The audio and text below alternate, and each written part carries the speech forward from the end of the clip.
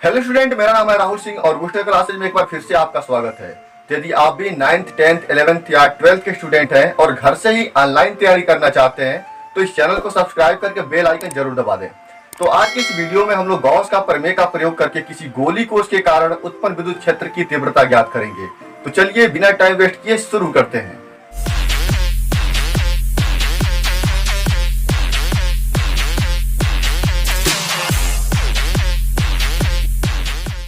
तो मान लीजिए यहां पर कोई गोली कोष है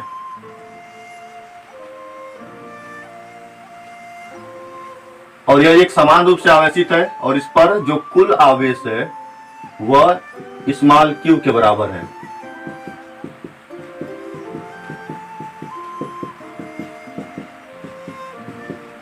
इस पर कुल आवेश स्मॉल q है और यह आवेश एक समान रूप से इस गोली कोष पर वितरित है। और मान लिया जाए कि इसका केंद्र O है और त्रिज्या कैपिटल R है और इस गोली कोष के कारण हम लोग को विद्युत क्षेत्र की तीव्रता ज्ञात करनी है। तो इस गोली कोष के रेफरेंस में तीन स्थितियां हो सकती है। एक तो गोली कोष के बाहर, दूसरा गोली कोष के पृष्ठ पर और तीसरा है गोली कोष के अंदर। तो सबसे पहले हम लोग गोली कोष के बाहर देखेंगे। तो मान लिया जाए कि गोली कोष के बाहर स्मॉल r दूरी पर कोई बिंदु है P और इस बिंदु P पर हम लोग को विद्युत क्षेत्र की तीव्रता ज्ञात करनी है। तो क्या करेंगे, हम जानते हैं कि जब भी गॉस प्रमेय का प्रयोग करना हो तो पहले क्या करते हैं, जो भी आवेश हो, जिस प्रकार का भी आवेश है उसको हम लोग गॉसियन पृष्ठ से घेरते हैं। और गॉसियन पृष्ठ ऐसा होना चाहिए जिसके प्रत्येक बिंदु पर विद्युत क्षेत्र की तीव्रता का मान एक समान हो। तो यहाँ पर हम लोग गोलाकार गॉसियन पृष्ठ से इस गोली कोष को घेरेंगे, क्योंकि यदि गोलाकार गोली कोष हो तो इसके प्रत्येक बिंदु से गोली कोष की दूरी समान होगी और दूरी समान होने के कारण विद्युत क्षेत्र की तीव्रता भी एक समान होगी। तो मान लिया जाए कि इस बिंदु P पर कोई अल्प पृष्ठ है जिसका क्षेत्रफल है ds, इसका क्षेत्रफल ds है और इसका डायरेक्शन त्रिज्यता बाहर की तरफ होगी, मतलब इस पृष्ठ के लंबवत होगी तो त्रिज्यता बाहर की तरफ ही होगी। और जो यहाँ पर विद्युत क्षेत्र है उसका मान है वेक्टर E और इसकी भी दिशा त्रिज्यता बाहर की तरफ होगी, मतलब इन दोनों के बीच का जो कोण है वह 0 डिग्री है। तो सबसे पहले हम लोग क्या करेंगे, इस अल्प पृष्ठ से जो निर्गत फ्लक्स है उसका मान ज्ञात करेंगे। लिखेंगे अल्प पृष्ठ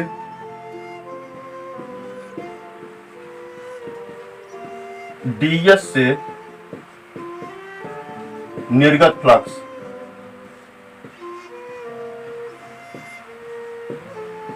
क्या होगा, यह मान लिया जाए कि d फाई e है और d फाई इक्वल टू हो जाएगा E into ds into cos theta. तो यहाँ पर थीटा का मान कितना है, 0 डिग्री है, तो लिखेंगे cos 0।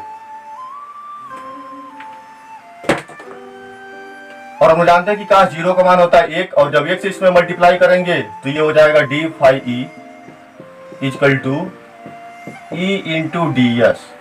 अब यदि कुल फ्लक्स ज्ञात करना हो, यानी इस गॉसियन पृष्ठ से निर्गत कुल फ्लक्स ज्ञात करना हो, यानी पूरे पृष्ठ से निर्गत फ्लक्स ज्ञात करना हो, तो क्या करेंगे, इंटीग्रेशन कर देंगे। और हम जानते हैं कि यहाँ पर जब इसका इंटीग्रेशन करेंगे तो क्या हो जाएगा, फाई हो जाएगा, मतलब कुल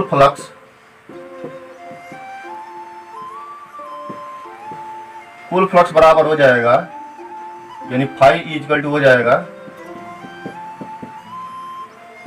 whole integration of E into ds। और हम जानते हैं कि जो E है वह गॉसियन पृष्ठ के प्रत्येक बिंदु पर एक समान है, यानी यह नियत राशि है और नियत राशि है तो इसको हम लोग बाहर कर सकते हैं इंटीग्रेशन के। तो लिखा जा सकता है phi E equal to E into whole integration of ds। अब यहाँ पर होल इंटीग्रेशन ऑफ ds का मतलब क्या हुआ, हम लोग जानते हैं कि जो ds है वह अल्प पृष्ठ का क्षेत्रफल है। तो जब पूरा इंटीग्रेशन कर देंगे तो जितना भी पृष्ठ है, मतलब जो भी पृष्ठ है उस पूरे पृष्ठ का क्षेत्रफल हो जाएगा। और यहाँ पर हम लोग देख रहे हैं कि जो पृष्ठ है वो गोलाकार है और गोले का पृष्ठ किसके बराबर होता है, 4 पाई r स्क्वायर के बराबर होता है। तो हम लोग जानते हैं होल इंटीग्रेशन ऑफ ds मतलब गोले का संपूर्ण पृष्ठ, और गोले का संपूर्ण पृष्ठ होता है 4 पाई r स्क्वायर के बराबर। यहाँ पर मान रख दिया जाए तो फाई ई इक्वल टू हो जाएगा E into 4 pi r square हो गया। इसको बना दिया जाए इक्वेशन नंबर 1। और इसके पहले वाले वीडियो में ही बताए थे कि सबसे पहले क्या करते हैं, इस फार्मूले से फाई का मान याद कर लेते हैं। उसके बाद फिर गॉस के प्रमेय से फाई का मान याद कर लेंगे और दोनों को इक्वल दिखा देंगे तो ई का मान ज्ञात हो जाएगा। तो यहां पर हम जानते हैं गॉस प्रमेय से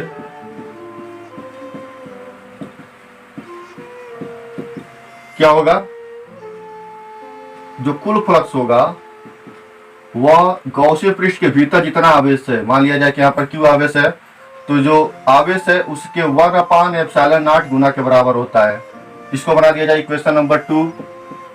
अब यदि इक्वेशन 1 और 2 की तुलना की जाए तो क्या होगा, समीकरण 1 तथा 2 से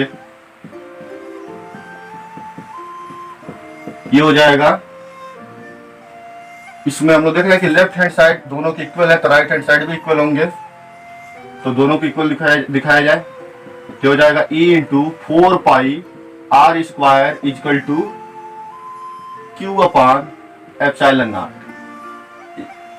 अब क्या करना है, 4 पाई आर स्क्वायर को उधर भेज देंगे तो इसको लिख सकते हैं E इजकल टू 1 अपान, ये वाला 4 पाई इधर हो गया 4 पाई, और ये पहले से एप्सिलॉन नॉट था तो लिख देंगे एप्सिलॉन नॉट, फिर इधर क्यू है और इधर से जब आर स्क्वायर उधर जाएगा तो नीचे हो जाएगा, यानी डिनोमिनेटर में आ जाएगा। तो हो गया E equal to 1/4 pi epsilon naught into q upon r square.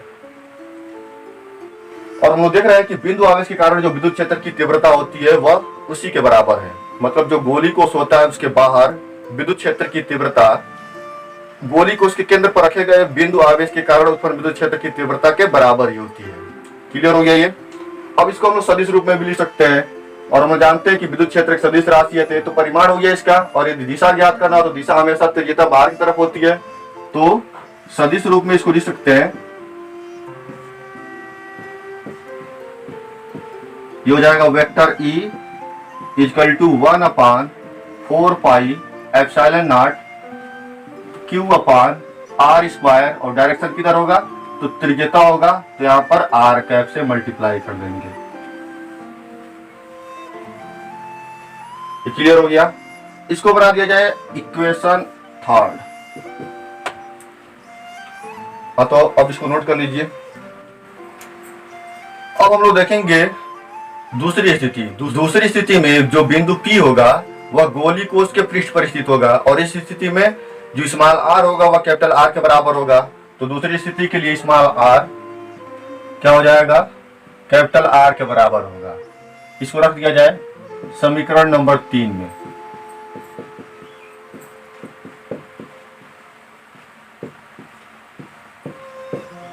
तो समीकरण 3 का मान क्या हो जाएगा, ये हो जाएगा E equal to 1/4 pi epsilon naught Q upon, जो स्मॉल r स्क्वायर होता था वहां पर लिखेंगे कैपिटल R स्क्वायर। तो यह हो गया गोली कोष के पृष्ठ पर विद्युत क्षेत्र की तीव्रता का मान। इसको ऐसे भी लिख सकते हैं E इक्वल टू 1/एप्सिलॉन नॉट और 4 पाई को इधर कर देंगे तो हो जाएगा Q/4 पाई R स्क्वायर। और हम जानते हैं कि जो 4 पाई R स्क्वायर है वह गोली कोष का जो पृष्ठीय क्षेत्रफल है उसके बराबर है, तो इसको ऐसे भी लिख सकते हैं E इक्वल टू 1/एप्सिलॉन नॉट Q/S। और हम जानते हैं कि आवेश बटा क्षेत्रफल बराबर क्या होता है, पृष्ठीय आवेश घनत्व होता है। तो ये हो जाएगा Q/S इक्वल टू क्या लिख सकते हैं, सिग्मा लिख सकते हैं, और सिग्मा क्या है, पृष्ठ आवेश घनत्व है।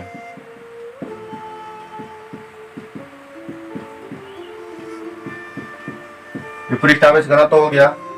तो E को लिखा जा सकता है, इसके स्थान पर क्या लिखेंगे, सिग्मा लिखेंगे, और जो 1/एप्सिलॉन नॉट है वो इसके डिनोमिनेटर के रूप में आ जाएगा। तो ये हो गया सिग्मा/एप्सिलॉन नॉट। मतलब हम लोग देख रहे हैं इसमें कोई भी चर राशि नहीं है, कोई भी चर व्यंजक नहीं है। मतलब पृष्ठ पर जो विद्युत क्षेत्र की तीव्रता होती है वह एक नियत राशि होती है, और यह किस पर निर्भर करती है, तो गोली को उसके पृष्ठ आवेश घनत्व पर निर्भर करती है। चलिए इसको भी नोट कर लीजिए।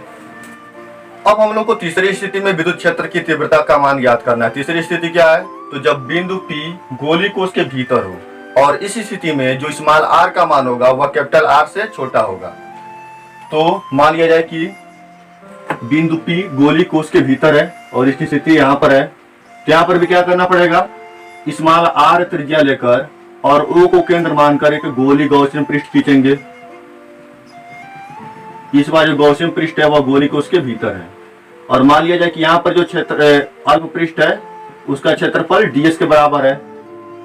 यह ds हो गया, इसकी दिशा किधर होगी, त्रिज्यता बाहर की तरफ होगी और जो यहाँ पर विद्युत क्षेत्र उत्पन्न होगा उसकी भी दिशा त्रिज्यता बाहर की तरफ ही होगी। ये हो गया वेक्टर E का मान।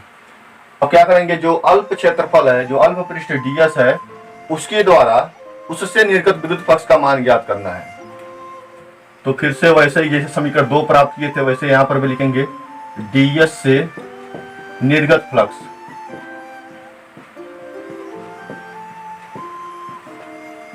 क्या होगा, d phi E equal to हो जाएगा E into ds into cos 0 और कास 0 का मान 1 होगा, 1 से मल्टीप्लाई करेंगे तो d फाई ई का मान हो जाएगा E इंटू ds। अब दोनों तरफ इंटीग्रेशन कर देंगे तो जो कुल फ्लक्स होगा, कुल फ्लक्स किसके बराबर होगा, तो हो जाएगा phi E equal to whole integration of E into ds। E को बाहर कर देंगे तो फाई इक्वल टू हो जाएगा E into whole integration of ds। और हम जानते हैं कि जो होल इंटीग्रेशन ऑफ ds है वह गॉसियन पृष्ठ का कुल क्षेत्रफल है, यानी कुल पृष्ठीय क्षेत्रफल है। और यहाँ पर हम देख रहे हैं कि जो गॉसियन पृष्ठ है वो गोलाकार है और गोले का पृष्ठीय क्षेत्रफल किसके बराबर होता है, तो यहाँ पर भी पृष्ठीय क्षेत्रफल 4 पाई r स्क्वायर के बराबर ही होगा। तो लिख देंगे E into 4 pi r square, यहाँ पर लिखेंगे चूंकि whole integration of ds equal to 4 pi r square. इसको बना दिया जाए समीकरण नंबर 4। ये समीकरण 4 हो गया और फिर से हम लिखेंगे किंतु गॉस प्रमेय से, किंतु गॉस प्रमेय से हम लोग जानते हैं कि जो फाई ई इक्वल टू होता है वह q अपान एप्सिलॉन नॉट के बराबर होता है। लेकिन यहाँ पर हम लोग देख रहे हैं कि जो गॉसियन पृष्ठ है इसके भीतर आवेश कितना है, भीतर आवेश 0 है, क्योंकि जो गोली कोष है इस गॉसियन पृष्ठ के बाहर है तो जो अंदर आवेश है उसका मान 0 होगा। मतलब यहाँ पर q का मान क्या होना चाहिए, q इक्वल टू हो जाएगा 0। तो फाई ई इक्वल टू, जब q का मान 0 रखेंगे तो यह पूरा का पूरा 0 हो जाएगा और फाई इक्वल टू हो गया 0। इसको बना दिया जाए समीकरण नंबर 5। अब यदि समीकरण 4 और 5 की तुलना किया जाए, समीकरण 4 तथा 5 से क्या होगा, तो हो जाएगा E into 4 pi r square equal to 0 और 4 पाई r स्क्वायर को उधर भेजेंगे तब भी क्या हो जाएगा, E का मान 0 होगा। मतलब किसी गोली कोष के भीतर विद्युत क्षेत्र की तीव्रता का मान 0 होता है। मतलब यदि अंदर आवेश 0 है तो विद्युत क्षेत्र की तीव्रता भी 0 होगी। इसी पर एक प्रश्न पूछा जाता है कि यदि आप कार में जा रहे हैं तो अपने आप को आकाशीय बिजली से बचाने के लिए आप क्या करेंगे, तो इसका जवाब क्या होता है कि हम लोग क्या करेंगे, जो कार की खिड़की होती है, दरवाजे होते हैं, उसको बंद कर लेंगे जिससे भीतर आवेश 0 होगा। और जब भीतर आवेश 0 होगा तो कार के अंदर विद्युत क्षेत्र की तीव्रता भी 0 होगी और इस तरह से हम लोग अपने आप को आकाशीय बिजली के झटके से बचा सकते हैं। क्लियर हो गया, इसको भी नोट कर लीजिए। अब यदि गोली कोष के केंद्र से बिंदु P की दूरी और उस पर उत्पन्न विद्युत क्षेत्र की तीव्रता के बीच ग्राफ खींचा जाए तो कैसा वक्र मिलेगा, इसको देख लिया जाए। तो मान लिया जाए कि यह R अक्ष है और यह है E अक्ष। मतलब इस पर हम लोग बिंदु P की गोली कोष के केंद्र से दूरियों को दर्शाएंगे और इधर बिंदु P पर उत्पन्न विद्युत क्षेत्र की तीव्रता को दर्शाएंगे। और यह मान लिया जाए कि यह स्थिति है कैपिटल R की। मतलब यहाँ तक दूरी कैपिटल आर के बराबर है। तो हम अभी देखे थे कि जब तक स्मॉल आर का मान कैपिटल आर से छोटा होगा, यानी जब तक बिंदु पी गोली कोश के भीतर होगा, तब तक विद्युत क्षेत्र की तीव्रता का मान 0 होगा। मतलब केंद्र से लेकर आर तक विद्युत क्षेत्र की तीव्रता का मान क्या होगा, 0 ही रहेगा। यहाँ पर ई का मान 0 के बराबर होगा। और फिर हम लोग देखे हैं कि जब स्मॉल आर का मान कैपिटल आर के बराबर होता है तो विद्युत क्षेत्र की तीव्रता कितनी हो जाती है, ये हो जाता है E = 1/4 pi epsilon not Q upon capital R square के बराबर हो जाता है। किस स्थिति में, तो जब R = कैपिटल R के बराबर हो। अब उसके बाद हम लोग देखे हैं कि जब स्मॉल r का मान कैपिटल R से बड़ा होता है तो E का मान होता है 1/4 pi epsilon not Q upon small r square. मतलब यहाँ पर जो विद्युत क्षेत्र की तीव्रता है वह E प्रोपोर्शनल है 1/r स्क्वायर के। तब इसका ग्राफ कैसे बनेगा, ये हो जाएगा इस रूप में इसका ग्राफ हो जाएगा। मतलब यहाँ पर E proportional to 1/r square है और यहाँ पर E का मान 1/4 pi epsilon naught into Q अपान r स्क्वायर के बराबर है। और जब तक स्मॉल r का मान यानी जब तक बिंदु P गोली को उसके भीतर है तब तक E का मान 0 होगा। अब यही ग्राफ इधर भी ऐसे ही बनेगा।